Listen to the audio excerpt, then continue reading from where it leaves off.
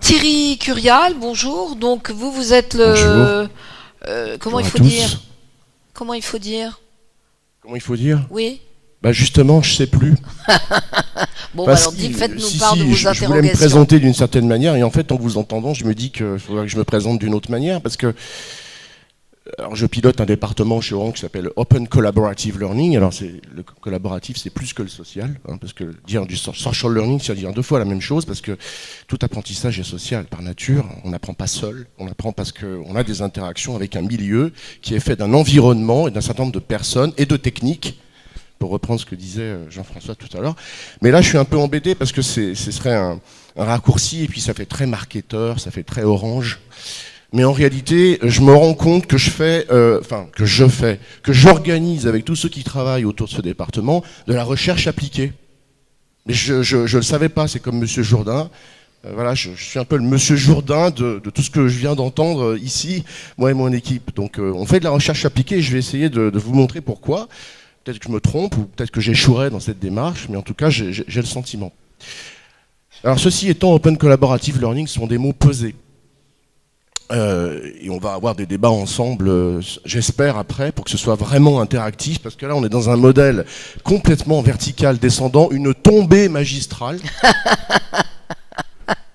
C'est un peu pénible pour vous, puis j'arrive à la fin, alors j'ai une pression monumentale pour aller vite. Bon, learning, parce que je suis intimement convaincu qu'au XXIe siècle, il s'agira plus d'apprendre que d'enseigner et former. Il s'agira plus d'apprendre à apprendre, et il s'agira plus d'apprendre à apprendre ensemble, en ligne. Collaboratif parce que les organisations du travail évoluent vers plus d'horizontalité. Le modèle hiérarchique et pyramidal est en train d'expirer partout. Il y a de gros résistants, des managers empêcheurs. Et open parce que tous ces dispositifs nouveaux, qu'ils soient issus du monde de l'université, mais aussi du monde de l'entreprise, parce que je ne suis pas un universitaire, Orange n'est pas Stanford, MIT, c'est une entreprise qui s'intéresse au couple compétences et employabilité. Donc nous n'avons pas un ADN d'entreprise, ce qui va bien évidemment donner une couleur tout à fait particulière à ce que peut produire ce Open Collaborative Learning Department. Je commence. La question est donc d'apprendre à l'âge du réseau. Beaucoup me disent, mais pourquoi Orange? Ben oui, c'est à cause de ça. Orange, c'est un opérateur de la connexion. Et si le numérique révèle quelque chose, c'est que l'intelligence, loin d'être systématiquement concentrée en un seul, c'est-à-dire la figure du sachant, eh bien ce numérique révèle que l'intelligence, les compétences, les connaissances distribuées. Mathieu vient de montrer un map des adresses IP qui redessinent quasiment le monde. Oui, l'intelligence, elle est distribuée, les connaissances sont distribuées, il n'y a qu'à se baisser pour ramasser toute cette intelligence, ces connaissances et ces compétences. Et ça, Orange permet de le faire avec des infrastructures de réseau, sinon on ne pourrait pas. Alors, un petit mot sur le contexte. On est dans une période de digitalisation irrévocable des activités humaines. Ça se traduit par quoi? Ça se traduit par de la dématérialisation, ça se traduit par la désintermédiation. Hein, on va en parler parce que vous êtes concernés, s'il y a une grande majorité d'enseignants-chercheurs ici, hein, cette fameuse ubérisation, insupportable à entendre tant qu'elle est systématiquement utilisée par les uns et les autres en ce moment. On en parlera ensemble. L'automatisation et l'algorithmisation, ça pose un vrai problème parce que, on le sait, cela va générer énormément de chômage. On parle de 30 à 50% de chômage dans les grands pays industrialisés à l'horizon 10-15 ans. Que va-t-on faire si on a tout ce temps libre? Peut-être qu'il y a des choses positives, il y a des économies naissantes comme l'économie des biens communs, Wikipédia étant un des biens communs mondiaux de la connaissance, l'économie sociale et solidaire aussi, et l'économie de la contribution collaborative. Nous y voilà. Malheureusement, aujourd'hui, dans ces modèles-là, on sait ce que c'est que la contribution, mais on n'a pas encore trouvé la rétribution. L'obsolescence des compétences, ça, vous le savez très bien que le numérique vient rendre obsolètes beaucoup de nos compétences. Et enfin, la rareté de la ressource temps, puisqu'on rentre dans une économie dite 24-24-7-7, il y a de gros avantages, c'est-à-dire la démocratisation d'accès au développement de compétences, et j'utilise volontairement compétences et pas connaissances, parce que les connaissances sont dans les compétences. On a étanchéifié les connaissances de l'ensemble des compétences, mais les compétences, c'est des savoirs, des savoir-faire, des savoir-être, des savoir-faire-faire, des savoir-faire savoir, et des savoirs mobiliser tous ces savoirs dans des situations problématiques qui s'offrent à nous et que l'on résout dans 90% du temps à plusieurs. On est donc bien dans du collaboratif. Et c'est ça qui permet de générer des compétences. Toujours est-il que on est dans une métamorphose, plus qu'une mutation ou un changement, une métamorphose accélérée des compétences. Alors, face à ce contexte, on voit émerger des nouveaux outils de formation. Alors, dans la formation, ou dans l'enseignement, ou dans l'instruction, on est toujours dans un modèle de la verticalité, un modèle d'enseignement de la verticalité, avec un sachant qui s'adresse à des soi-disant ignorants de manière verticale. Jean-François vient admirablement de démontrer les limites de cette passivité, et on est ici, la plupart du temps, dans de l'acquisition de connaissances. Jean-François en parlait aussi, mais aussi Mathieu. Ce qu'on rencontre la plupart du temps ici, c'est la solitude du e-learner. L'extrême solitude du e-learner. Il est seul face à son écran, et c'est encore pire que d'être ici, parce qu'au moins vous pouvez vous pencher à côté de votre voisin et dire qu'est-ce qu'il est ennuyeux, le type qui est sur la scène. Vous pouvez le faire parce que vous êtes en présentiel. Mais quand vous êtes seul face à votre ordinateur, vous ne pouvez même pas faire ça. Il y a aussi d'autres réponses, des nouveaux outils de formation à l'âge du réseau, où là, c'est pas des outils de formation, c'est des outils d'apprentissage. À l'âge du réseau, pardon, il y a une erreur dans le titre. Pourquoi ? Parce que je viens de vous dire comment procédait le développement de compétences. On apprend en pratiquant. 90% de nos compétences se développent de manière informelle parce qu'on pratique avec d'autres, on résout des problèmes, on est dans de l'interaction. 90%. Et ça va s'accélérer avec les compétences numériques. On est donc dans du développement de compétences qui convoque de l'activité. Quand on travaille, on dit « je suis en activité », on ne dit pas « je suis en passivité ». Alors, dans tout ce paysage, en effet, il y a des MOOC, mais il n'y a pas que ça. Il y a des XMOOC, des CMOOC, des SPOC, des DOOC, des BOOC. Il y a même des TORC. Alors, ça me fait beaucoup rire, ça. Toute cette prolifération de produits de formation inventés par des marketeurs très, très prolixes quand il s'agit de développer des produits et des comptes d'exploitation. Teeny Open with Restriction Courses focused on quality and effectiveness. Super, c'est clair pour tout le monde. On n'y comprend plus rien dans ce paysage de produits de formation, alors qu'en réalité, vous l'avez bien compris, la métamorphose ne pose pas tant sur des produits, ou ne s'exprime pas à travers des produits, mais à travers un processus de l'apprentissage lui-même que le numérique vient radicalement transformer. Et pourquoi ?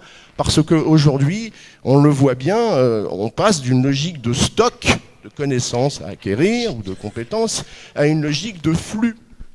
On est dans du 24-24, 7-7, c'est en permanence. Alors ça peut être positif, parce que là, on est vraiment dans la démocratisation d'accès au développement de compétences. Attention, ne péchons pas par trop de confiance. Il y a aussi de vrais dangers. On le sait, je vous en cite 3. Est-ce que vous savez ce que ça veut dire FOMO, F-O-M-O? Non. Fear of missing out.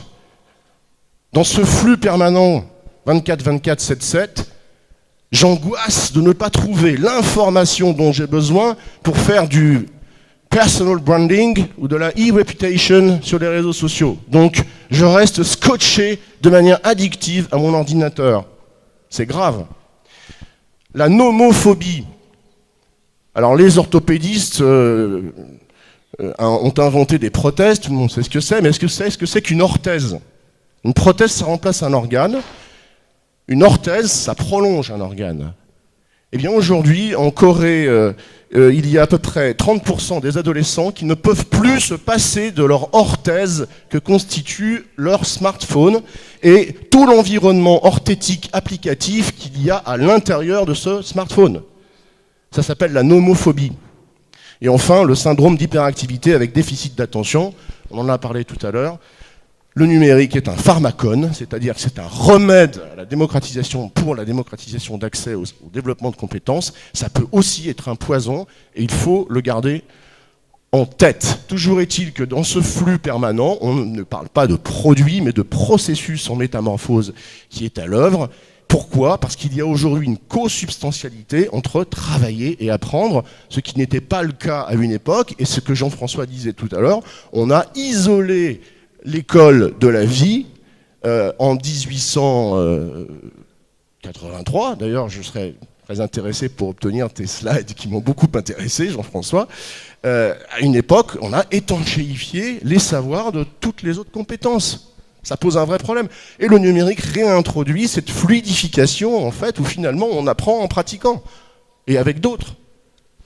Alors, c'est la raison pour laquelle, dans ce contexte, Orange a sorti, avec une petite équipe de marketeurs travaillant en mode pluridisciplinaire, hyper collaboratif, une plateforme d'apprentissage collaboratif qui est née le 4 avril dernier. Qu'est-ce que l'apprentissage collaboratif ? Alors ne le sautez pas dessus, hein, vous allez voir que c'est à la fois assez provocateur cette phrase, mais aussi très bienveillante. C'est 0 prof, 0 formateur. Je parle d'une situation en ligne, hein, attention, pas en présentiel. 0 prof, 0 formateur. Alors vous, monsieur Curial, vous êtes favorable à l'ubérisation. Pas du tout, mais surtout pas 0 pédagogue. C'est une opportunité pour les enseignants, les enseignants-chercheurs, les profs, les formateurs, que la numérisation de leurs pratiques, ce n'est pas une menace, c'est un moyen de transformer vos pratiques et votre identité professionnelle. Voilà pourquoi je dis non à l'ubérisation. On peut tout à fait devenir un chauffeur de taxi, malheureusement, avec tout le respect que je dois aux chauffeurs de taxi. En revanche, s'inventer du jour au lendemain pédagogue relève de l'usurpation. Solerny, c'est à la fois du conseil en pédagogie collaborative massive ou non massive, et aussi une fourniture d'outils. Notre baseline, c'est apprendre, c'est toujours mieux ensemble. On a fait 14 projets en 1 an et demi, 80 000 inscrits sur la plateforme. Mon premier client, c'est Orange, mais il y a aussi le Crédit Agricole, BPCE, Altran, la Réunion des musées nationaux, le château de Versailles. Des apprenants conquis, puisque quand on leur demande s'ils veulent renouveler l'expérience, là, il s'agit bien de MOOC, vous l'avez bien compris, mais bon, j'aime pas trop utiliser ce mot-là, parce que vous l'avez vu, plus personne ne sait ce que ça veut dire, parce que derrière un même vocable, il y a de nombreuses pratiques très différentes. On parle d'approche transmissive dans les MOOC, alors on fait un copier-coller de ce qui se passe dans un amphi, on n'utilise absolument pas, comme le disait Mathieu, je suis absolument d'accord avec lui, le pouvoir transformant du numérique, mais il y a aussi d'autres approches, connectivistes, socio-constructivistes, interactionnistes, où là, on utilise la puissance du numérique. Donc ils sont entre 78 et 87% à vouloir renouveler l'expérience. En 2016, on va évoluer, bien entendu, fort de tout ce que j'ai entendu et que j'ai lu par ailleurs avant de venir ici et depuis quand même plusieurs mois, vers des réseaux sociaux apprenants. Qu'est-ce qu'un réseau social apprenant ? C'est un réseau social avec une finalité, parce que les réseaux sociaux aujourd'hui n'ont pas de finalité affichée, ils en ont bien entendu, mais pas affichée.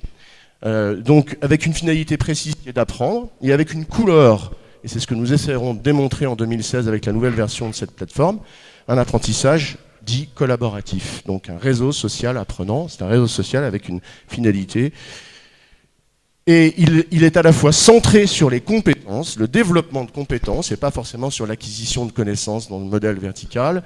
Il est centré sur les apprenants, plus que sur le sachant. Il est centré sur des activités, j'insiste là-dessus parce qu'on apprend en pratiquant. Et une activité, ça peut être plein de choses, ça peut être un quiz, ça peut être aussi une consigne très précise. Et je vous donne et en fin de l'interaction entre pairs, ça peut être des consignes très précises. Par exemple, pour éviter une tombée magistrale sur Twitter, on peut par exemple proposer la consigne suivante. Selon vous, quelle est la vérification la plus importante à effectuer pour s'assurer de la validité d'une information trouvée en ligne ?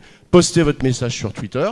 Alors si je connais Twitter, c'est très simple, quand je suis un apprenant en ligne dans ce genre de dispositif où il y a 0 prof, 0 formateur, mais des pédagogues qui ont inventé cette consigne-là, eh bien, si je connais Twitter, j'y vais. Si je connais pas Twitter, soit j'ose le dire, et à ce moment-là, quelqu'un dans la communauté m'aide, soit j'ose pas le dire, et ben là, je perds une opportunité pour apprendre. Mais dans tous les cas, il y a de l'entraide, c'est ce que les pédagogues d'aujourd'hui en ligne dans ces dispositifs cherchent à faire, c'est à révéler tous les talents qui sont dans une communauté pour générer de l'entraide aussi. Qu'est-ce qu'un réseau social d'apprentissage collaboratif plus précisément ? Eh bien, c'est un dispositif où on va trouver, bien évidemment, des moments d'apprentissage formels, ça peut être des MOOC, mais tout autre dispositif, il n'y a pas que les MOOC dans la vie, c'est de la mise en pratique en ligne, c'est de la mise en pratique en présentiel, et c'est de l'apprentissage informel au sein même de la communauté. Donc vous voyez, on croise ici à la fois en hybride, du présentiel, du distanciel, du formel et de l'informel. Voilà, ce sont les 4 ingrédients. Et il y en a un 5e qui devient de plus en plus important, c'est la collaboration au sein même de la communauté, mais assistée par facilitateur. C'est un sacré boulot, facilitateur. C'est d'ailleurs un boulot génial, parce qu'il est au croisement des sciences dures et des sciences molles. Il faut avoir des compétences en informatique, il faut pouvoir parler avec des développeurs, il faut pouvoir parler avec des marketeurs, il faut savoir ce que c'est que la psychologie, il faut savoir ce que c'est que la dynamique des grands groupes en situation de formation en ligne, et Dieu sait qu'il n'y a pas beaucoup de doctorants qui travaillent sur cette question aujourd'hui. Okay, donc, c'est une facilitation formelle, mais aussi informelle, à l'intérieur même des communautés. Alors ici, l'apprentissage avait un autre goût à l'âge du réseau. S'il était en effet, grâce à ce numérique plus communautaire, non linéaire, démocratique, anthropique, inspirant et émancipant. Et si on adoptait comme valeur l'autonomie, la diversité, l'ouverture, l'interactivité et la ludicité. Oui, je termine. C'est toujours le problème, les derniers, on les stresse. C'est pas vrai, franchement. Non, Alors, vous avez le même temps de parole que les autres. Une question un peu philosophique. Doit-on répondre à des besoins de formation ou créer le désir d'apprendre au XXIe siècle? Et qu'est-ce qu'apprendre? On l'a vu ici, c'est à la fois explorer et jouer. Je veux bien cliquer, Jean-François, sur l'ordinateur pour lancer une vidéo. Alors, explorer et jouer, non, la suivante, comme le fait tout être vivant, et là, si tu cliques, vous allez avoir des preuves testimoniales de certains apprenants sur notre plateforme. Des preuves testimoniales, des témoignages, je veux dire. Des témoignages. Ah pardon. Non, parce que preuves testimoniales, spontanément, je vois pas bien ce que ça veut dire.